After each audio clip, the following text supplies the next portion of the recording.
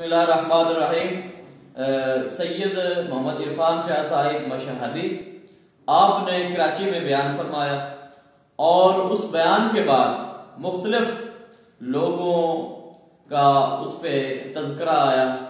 اس پہ انہوں نے اپنے ریمارکس دیے، اپنے کمنٹس دیے اور شاہ صاحب کی بلا کے بارے میں بہت سی باتیں ہوئیں۔ مجھے ایک بھائی نے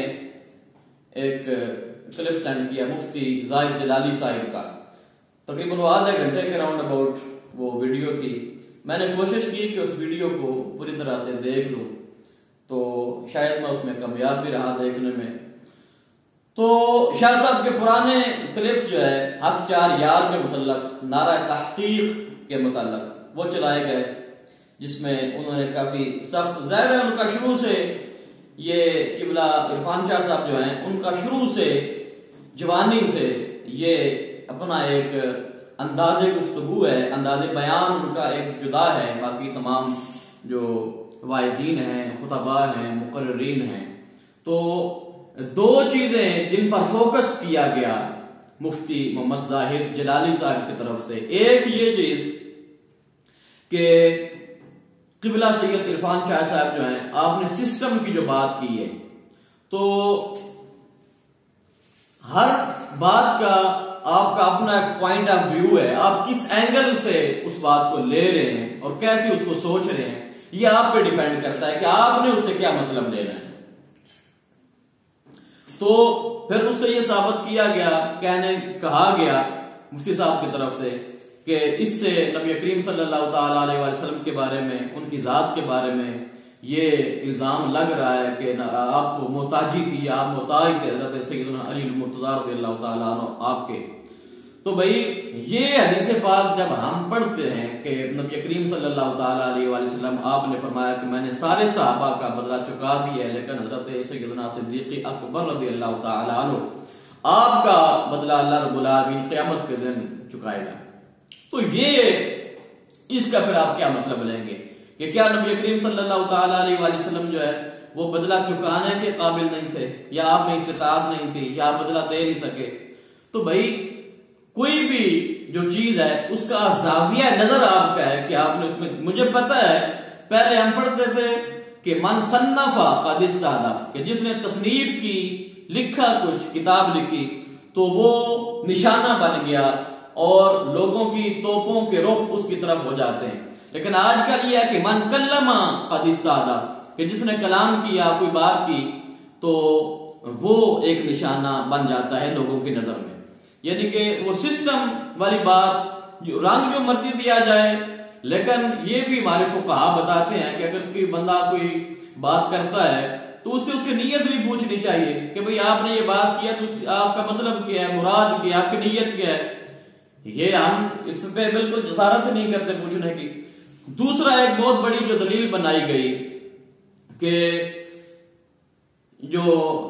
وہ پروگرام تھا تو اس میں نعرہ تحقیق لگا ہی نہیں ہے، تو نعرہ تحقیق اگرچہ نہیں لگا، یا میں نے شاہ صاحب کی وہ تقریر سنی نہیں ہے، لیکن یہ ہے کہ اگر نعرہ تحقیق نہیں لگا تو قبلہ شاہ صاحب نے خود ہی اپنے بیان میں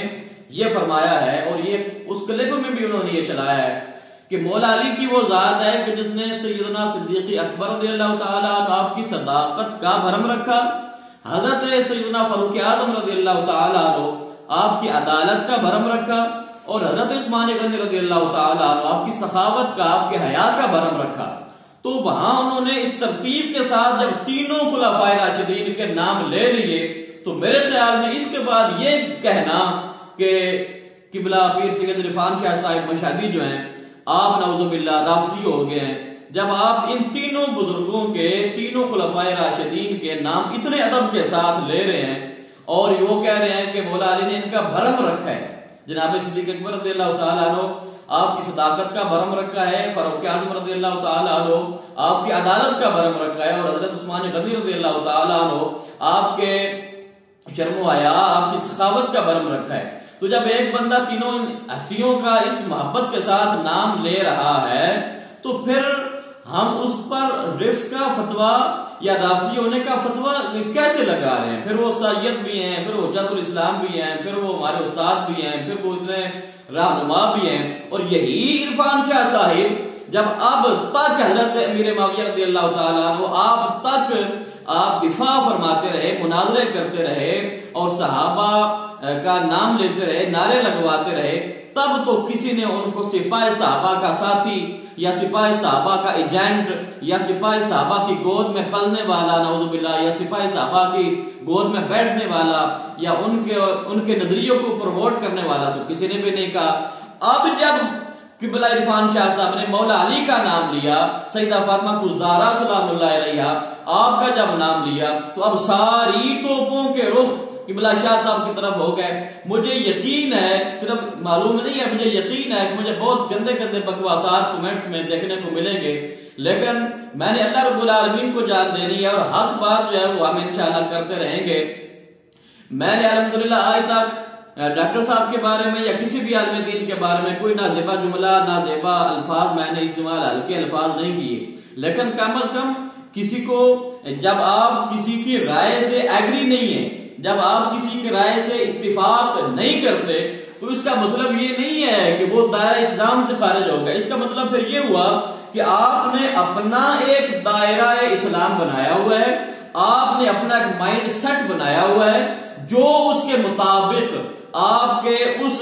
دائرے میں نہیں آتا تو وہ گویا کہ دائرہ اسلام سے خارج ہو گیا، اور جب وہ آپ کے دائرہ میں آ گیا تو اب وہ دائرہ اسلام میں آ گیا. تو میرے بھائی نظریات میں اختلاف ہوتا ہے، معاملات میں اختلاف ہوتا ہے، علمی رائے میں اختلاف ہوتا ہے، لیکن اس کا مطلب یہ نہیں ہے کہ جو آپ کی رائے کے مطابق اگر کسی کی رائے نہیں ہے تو وہ نعوذ باللہ مرتد ہو گیا. مجھے یہاں تک بھی پڑھنے کو ملا کہ غازی ثاقب شکیل مرتد ہو گیا. تو غازی ثاقب شکیل نے کیا کہا؟ صرف یہ کہا کہ ایک پہلے پڑکا بیٹھا، اور میں نے اس پر بھی یہ بات کی، بیان میں نے دیا کہ غازی صاحب کو یہ بات نہیں کہنی چاہیے تھی. یہاں تک تو ٹھیک ہے، آپ اختلاف کر سکتے ہیں، یہ میں اس رائے سے ایگری نہیں کرتا، میں اسے متفق نہیں ہوں، لیکن یہ کہہ دینا کہ فلاں اگر بندہ میری رائے کے ساتھ متفق نہیں ہے، ایگری نہیں ہے، اتفاق نہیں کرتا تو وہ رافضی ہو گیا یا وہ ناصبی ہو گیا یا وہ خارجی ہو گیا یا وہ اہل سنت سے نکل گیا، بلکہ آج تو دائرہ اسلام سے نکالا جا رہا ہے. تو خدا را یہ ظلم زیادتی نہ کریں. قبلہ شاہ صاحب سیدہ مجدہ آپ کا عقیدہ اگر ٹھیک نہیں ہے یا قبلہ عرفان شاہ صاحب اگر رافضی ہو گئے ہیں تو پھر شاید سنی بچتا ہی کوئی نہیں. تو میں سادات کے در کا ادنا سا غلام ہونے کے ناطے یہ بیان اس لیے جاری کر رہا ہوں تاکہ کچھ اہل فکر، اہل دانش اور سمجھدار حضرات جو اپنے ذہن کو خالی رکھ کر، اور ہمارا یہ المیہ یہ ہے نا کہ ہم پہلے ایک مائنڈ سیٹ بنا لیتے ہیں، پہلے ہم اپنا ذہن بنا لیتے ہیں، اس کے بعد پھر اس پر دلائل اکٹھا کرنا شروع کر دیتے ہیں. تو میرے بھائی جب تک واضح طور پر یہ آپ مفتی حضرات ہیں، مفتی شاہد عمران صاحب ہوں، مفتی زاہد صاحب ہوں، ڈاکٹر اشرف آصف صاحب ہوں، کوئی بھی ہو، تو یہ مفتیان کی ذمہ داری بھی تو بنتی ہے نا کہ بغیر دلیل کے کسی کے اوپر کوئی بات نہ کریں، اور اگر کوئی ایسا معاملہ ہو تو اس سے پوچھ بھی لینا چاہیے. تو میرے بھائی بہن کی گالی دینا، ماں کی گالی دینا، بیٹی کی گالی دینا یقیناً آج کل علماء کو دی جا رہی ہیں، مجھے بھی دی جا رہی ہیں، مجھے پتہ ہے اس بات کا، لیکن خدا کا خوف کریں کہ رافضی کسی کو کہہ دینا یعنی کہ دائرہ اسلام سے خارج کر دینا یہ سب سے بڑی گالی ہے. تو لہذا قبلہ شاہ صاحب جو ہیں ان پر دو جو اٹیک کیے گئے، ایک یہ کہ نعرہ تحقیق کا اس پروگرام میں نہ لگنا، اور دوسرا وہ سسٹم والے جو آپ نے بات کی مولا علی کے سر پر ہے. تو یہ اس سے آپ کیسے دلیل پکڑ سکتے ہیں جبکہ قبلہ شاہ صاحب نے، میں نے پہلے بیان کر چکا ہوں کہ اسی اپنے بیان میں یہ فرمایا کہ مولا علی نے جناب صدیق اکبر رضی اللہ تعالیٰ عنہ آپ کی صداقت کا برہم رکھا، فاروق اعظم رضی اللہ تعالیٰ عنہ کی عدالت کا برہم رکھا، سیدنا عثمان غنی رضی اللہ تعالیٰ عنہ آپ کی سخاوت اور حیا کا برہم رکھا. تو جب آپ ترتیب کے ساتھ خلفاء کا نام لے رہے ہیں تو اب آپ کس بیس پہ یا کس بنیاد پہ آپ یہ کہتے ہیں کہ شاہ صاحب رافضی ہو گئے؟ تو لہذا یہ معاملہ تھوڑا سا وہ تھا، اور پھر بے گناہ بے خطا سیدہ فاطمہ الزہرا رضی اللہ تعالیٰ عنہ وسلام اللہ علیہا وہ نعرے بھی لگائے. بات کہاں سے چلی تھی کہ جب مانگ رہی تھی تو خطا پر تھی، سیدہ فاطمہ زہرا سلام اللہ علیہ خطا پر تھی، جب مانگ رہی تھی تو خطا پر تھی. یہاں سے بات چلی اور اتنی دور آگے نکل گئی کہ کتنے لوگوں سے لا تعلق کر دیا گیا اور کتنے لوگوں کو رافضی بنا دیا گیا، کتنے لوگوں کو خارجی بنا دیا گیا، کتنے لوگوں کو ناصبی بنا دیا گیا. الحمدللہ ثم الحمدللہ کہ میں نہ تو کسی کو رافضی کہتا ہوں نہ کسی کو خارجی کہتا ہوں اس مسئلے میں. اور میں پہلے بھی یہ بات کر چکا ہوں کہ وہ بیان جو ڈاکٹر صاحب نے دیا ہے، مجھے یقین ہے اس بات پہ، میں اپنے ذہن رکھتا ہوں کہ ڈاکٹر صاحب کی جو نیت تھی وہ اہانت کی یا توہین کی، مجھے نہیں لگتا کہ ان کی یہ نیت ہو، اور وہ بتا بھی چکے ہیں. لہذا میں یہ پھر ہاتھ باندھ کے یہ ریکویسٹ کرنا چاہوں گا کہ خدا کا خوف کریں، خدا کے لیے علماء کے اوپر اتنے لعن طعن نہ کریں، اتنے زیادہ گندی زبان استعمال نہ کریں کہ جو ہمارے اپنے گلے میں لعنت کا توق بن جائے. اللہ پاک ہم سب کو اعمال صالحہ کی توفیق عطا فرمائے. آمین. وما علیہ الا البلاغ المبین.